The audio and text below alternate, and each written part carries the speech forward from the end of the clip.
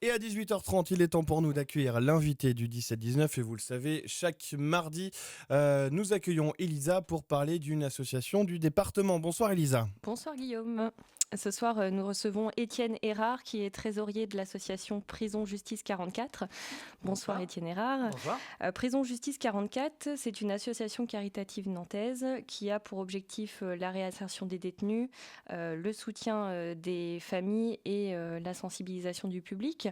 Comment est née cette association ? L'association est née en 83 suite à une exposition sur Nantes sur la prison où un certain nombre de personnels, on va dire, qui travaillaient dedans ou tout près de la prison se sont dit mais on découvre des choses alors qu'on travaille dedans. Donc on découvre, on va essayer de répondre et comme on est plus réactif que l'administration, on va essayer de faire une association pour boucher des petits trous comme ça par là, mettre des gouttes d'huile dans un rouage difficile. Et donc, l'association s'est créée le 14 juillet 1983. C'est une association au niveau départemental. Tout à fait. Et il y a d'autres associations comme la vôtre sur le territoire national ? Tout à fait. On peut penser qu'on est de l'ordre d'à peu près autour de 80 associations qui ont le même but. Alors, comme je le disais en introduction, vous avez 3 missions principales, dont l'une est l'accueil des familles au moment des parloirs.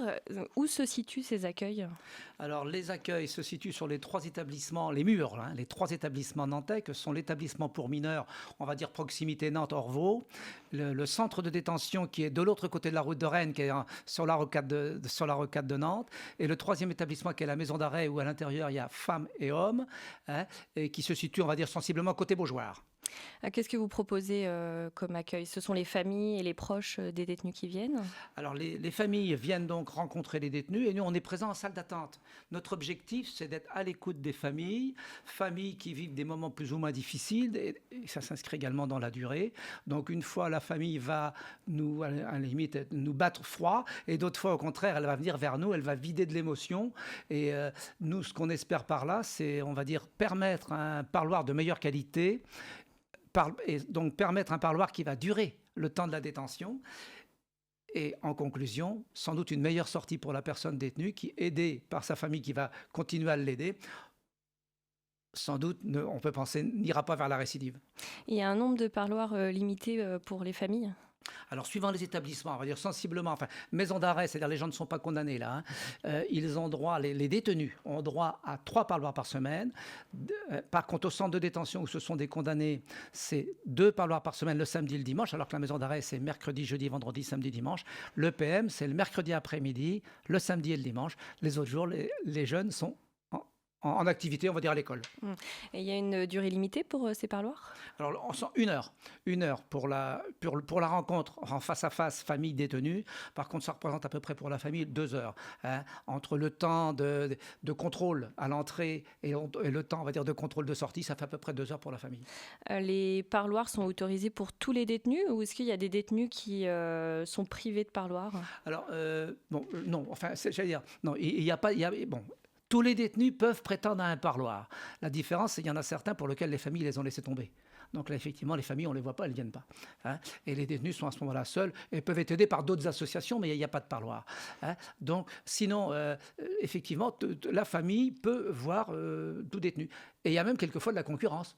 Parce que lorsqu'il y a plusieurs personnes, c'est pas évident. Lorsqu'il y a une femme et une maîtresse, quelquefois il y a de la concurrence à l'entrée de la prison. Vous voyez, c'est pas toujours très très simple. Effectivement. Et les détenus viennent du département, les détenus des centres pénitentiaires de Nantes, ou est-ce qu'ils peuvent venir de toute la France ? Alors essentiellement à la maison d'arrêt. Le centre pénitentiaire, c'est l'ensemble des 3 établissements.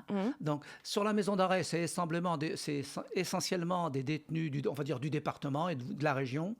Au centre de détention, par contre, la compétence est nationale. Là, il peut y avoir des gens, effectivement, et on en voit. On en voit qui viennent de Marseille et de Strasbourg. Et à l'EPM, c'est aussi une compétence qui est assez large, puisque c'est une compétence qui recouvre les 14 départements du Grand Ouest de la France. Donc ça veut dire parfois des familles et des proches qui peuvent venir de loin aussi. Qui peuvent venir de loin, donc ils ne viennent pas tous les jours. Et ça leur coûte de l'argent, ça leur coûte du temps. C'est quelquefois très compliqué. Est-ce que pour les bénévoles, il y a une formation particulière, peut-être psychologique pour ces accueils? Est-ce que ça ne doit pas être évident d'être confronté à ces familles? Alors, il n'y a pas de formation, on va dire, initiale, hein. La formation initiale se limite à, on va dire, à fonctionner en double avec le bénévole plus expérimenté, hein. Et donc, pendant ce temps-là, il y a un petit peu une double connaissance. L'association qui fait connaissance avec le futur bénévole éventuellement qui fait connaissance avec l'association. Et si on tombe d'accord pour continuer un bout de route ensemble, eh bien à ce moment-là, la personne devient bénévole à part entière. Et en principe, on essaye une fois par an de faire intervenir, on va dire, des professionnels. Alors, ça tourne évidemment souvent autour de la criminologie et de la psychologie. Enfin, on essaie de faire intervenir des professionnels pour faire des séquences de formation. J'imagine qu'il y a un lien fort qui doit se créer quand même entre des bénévoles et des familles qui viennent 2 fois par semaine pendant peut-être plusieurs mois ou plusieurs années. Alors effectivement, les bénévoles qui viennent, on va dire, de façon régulière, par exemple celui qui va venir tous les mercredis après-midi, va sans doute voir toujours à peu près la même famille. Alors au bout d'un moment, effectivement, il y a des choses qui se disent, des choses qui ne se disent pas la fois d'après, et au bout de quelquefois 3, 4 ou 5 ans, il se crée, j'allais dire, je ne vais pas dire une amitié, mais on pourrait presque le dire, sachant que dans nos objectifs, il n'est pas question d'être amis. Après, c'est une histoire individuelle du bénévole éventuellement et d'une famille. Mais au niveau de l'association, on n'est pas, entre guillemets, des amis des familles de détenus. Une autre activité de votre association, c'est l'activité pour les détenus. C'est une activité uniquement pour les détenus, pour les femmes détenues. Pourquoi uniquement pour les femmes? Alors, parce que sur Nantes, il y a sensiblement 1200 détenus. Et sur les 1200 détenus, il va y avoir, on va dire, on est autour de 40 femmes détenues. Ce qui fait que l'administration, elle met pas les mêmes, ça peut s'expliquer, elle met pas les mêmes outils pour, on va dire, s'occuper des femmes détenues. Donc, parce que cette activité, elle existe depuis 83. Hein. Depuis 83, donc, on propose une fois par semaine, donc une activité qu'on va appeler pompeusement le loisir créatif. Mais l'objectif, c'est un moment de détente un petit peu de ces femmes qui sont en détention. Hein, donc, on leur propose de venir. Elles bricolent ou elles ne bricolent pas. Les objets, entre parenthèses, qui vont être fabriqués peuvent être donnés aux familles lors des parloirs. Là aussi, c'est un petit objet qui peut servir au maintien du lien. Hein. Quand la maman va faire un petit objet qu'elle va remettre à un parloir à son enfant, ça crée un lien. L'enfant, la fois d'après, peut-être ramènera un petit dessin, etc. Là, on essaye aussi de fonctionner autour du lien. Cette activité, elle se passe au sein de la maison d'arrêt? Alors, elle se passe à l'intérieur des murs, au sein de la maison d'arrêt femmes, effectivement. Donc, il doit y avoir des conditions de sécurité pour entrer qui doivent être assez importantes. Écoutez, les bénévoles qui interviennent ont l'habitude de dire, pour aller de la porte d'entrée à la porte de l'atelier, il y a 14 passages contrôlés. Pour montrer patte blanche. Voilà, exactement. Alors, la dernière activité de votre association Prison Justice 44, c'est l'information et la sensibilisation. Vous avez un accueil permanent à l'association?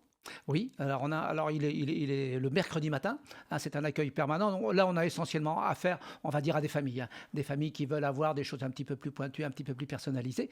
Sinon, si vous voulez, sinon on fonctionne avec un collectif, de 17 associations. Et avec ce collectif-là, lorsqu'on a des demandes de sensibilisation, par exemple, d'une école, on met la demande en commun et on répond en commun. On essaie d'être 2 ou 3 associations afin de croiser les regards devant les élèves. Justement, avec ce collectif, vous organisez les Journées nationales de la prison qui se déroulent en 2 temps. Il va y avoir demain, mercredi 2 décembre, au lieu unique, une table ronde sur le thème « Moins punir par la prison pour mieux reconstruire ». Qui intervient pour cette table ronde? Alors c'est à 20h30, hein, je précise là. Alors qui va intervenir? Alors va intervenir Madame Martine Lebrun, qui est juge d'application des peines à Rennes et qui a été présidente de l'association des juges d'application des peines. Il va y avoir un avocat, M. Pierre Hurier, avocat du barreau de Nantes, et est prévu, alors la procureure de Nantes, mais là on a un petit souci parce qu'elle est en déplacement sur Paris et donc elle va peut-être arriver avec un petit peu de retard, mais je pense que pour nous c'est pas important qu'elle puisse être présente puisque je rappelle que le procureur, enfin le parquet, ce qu'on appelle le parquet, le procureur est la personne qui a l'opportunité des poursuites. Donc dès le départ, cette personne-là également, le procureur, le jour du jugement, c'est la personne qui est debout et qui réclame la peine, et c'est la personne qui, tout le long du parcours pénitentiaire d'une personne, va pouvoir aussi faire opposition à des décisions d'aménagement de peine. Donc c'est quelqu'un qui est très important. Et donc cette table ronde est ouverte à tous, c'est gratuit. Tout à fait.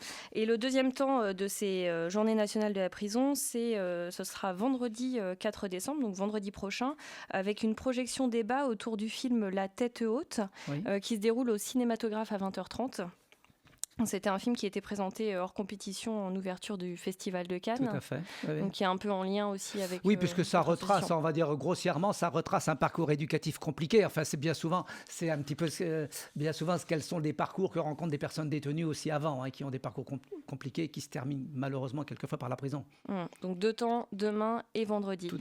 Pour en revenir à votre association, vous êtes combien de bénévoles? À peu près 70, c'est Nous ça sommes, oui, on est, on va dire, 80 bénévoles payants en cotisation et 70 qui militent, si vous voulez, qui mettent en œuvre nos actions. Est-ce que vous avez encore d'autres besoins? On a un peu de besoin. On est un petit peu juste parce que la prison a une particularité, c'est qu'elle ne s'arrête pas dans l'année. Il n'y a pas de vacances en prison. Est-ce qu'il faut des compétences particulières pour devenir bénévole? Non. Non. Nous, on met un petit peu des obstacles éventuellement, mais il n'y a pas de compétences particulières, puisque notre fonction est d'être à l'écoute et en aucun cas de nous substituer à des personnels qui connaissent le droit, qui connaissent les affaires sociales, etc. Donc, on ne se substitue à personne, donc on est juste à l'écoute, on va dire à l'écoute de la souffrance. Est-ce qu'il y a d'anciens détenus qui font partie de votre association? Alors, j'ai envie de dire officiellement, aujourd'hui, je ne peux pas vous dire, je n'en sais rien, puisqu'on ne demande pas. On ne demande pas. Et ça, moi, ça m'est arrivé une fois de voir lors d'un débat public, un bénévole qui était avec moi de l'association parler de son témoignage, mais direct, puisque lui, il avait été en détention. Mais ça n'a pas changé notre regard, puisque pour nous, la personne qui est sortie de détention, lorsqu'elle a terminé sa peine, elle n'est pas un ancien détenu. Elle l'a été, bien sûr. Enfin, elle est un ancien détenu, mais elle est bien autre chose que ça. Donc, on ne lui met pas cette étiquette-là. Alors, vous êtes quand même très sensibilisé au projet, oui, puisque depuis 30 ans, vous êtes dans l'association. Oui. Et en plus de ça, vous travaillez dans une prison. Non, Vous avez travaillé. J'ai travaillé. J'étais éducateur, on va dire, de justice, qu'on appelle éducateur justice. Donc, en 2 mots, je m'occupais on va dire, grossièrement, de la réinsertion des jeunes mineurs qui étaient passés par la prison. Pas seulement, mais pour ceux qui étaient passés en particulier par la prison. Très bien. Je voulais finir cette interview par une citation que j'ai trouvée sur votre site de Victor Hugo qui est très à propos. Il est un droit qu'aucune loi ne peut entamer, qu'aucune sanction ne peut retrancher, le droit de devenir meilleur. Voilà. Je crois que c'est quand même quelque chose qui est prometteur d'avenir. Tout à fait. Merci beaucoup, Étienne Erard, d'avoir participé à cette interview. Vous pouvez retrouver toutes les informations sur votre site www. Je vous remercie et je vous dis à la Journée nationale prison. Oui, très bien. À demain. prisonjustice44.free.fr. Et puis merci beaucoup à Elisa qu'on retrouve très vite sur l'antenne de Sun. Je rappelle bien sûr que cet entretien est à retrouver directement en podcast dans quelques instants sur le www.leçonunique.com.